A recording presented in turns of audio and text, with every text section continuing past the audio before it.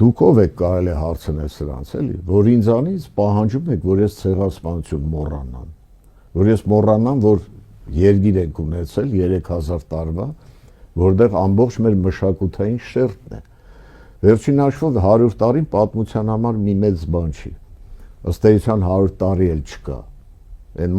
մարդ կա, որ դեռ ապրում է, չէ՞ որ հիշում է իր տունը, իր գյուղը, իր քաղաքը, հիշում է այդ եկեղեցին։ Մենք հիշում ենք մեր ամբողջ գրականությունը, մշակույթը, որը կապված է դրա հետ։ Մենք չենք կարող, կամ պետք է օրինակ ասենք հայ ժողովրդի գիտակցությունից, այսինքն այն ինչ որ անում է այսօր կրթության նախարարությունը, հանել Ռաֆայել Պատկանյան, Ռաֆի, չգիտեմ, մեր բոլոր գրողներին, մտածողներին, այսինքն այդ բոլորը պետք է վերացնես, որտեղ այդ բոլորը նրա մասին է խոսում, չէ՞, կորսված հայրենիքի կամ նկարագրում է այդ հայրենիքը, մեր բոլոր պատմիչների։ Այսինքն դու պարտադրում ես, որ դառնա ժողովուրդը մանկուր։ Այսինքն, եթե դու ստեղծում ես այդպիսի վիճակ, եթե ոչ դու հռչակագիր ունես, ոչ ասում ես, որ ինձ ցեղասպանություն են արել, դեռ մի բան էլ ես եմ արել այդ ցեղասպան։ Ոչ էս են, այսինքն դու կտրում ես քո արմատները, դու դառնում ես մի,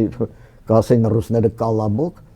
մնում է արդեն անտարբեր լինել, թե ով կգա ու քեզ կուլ կտա։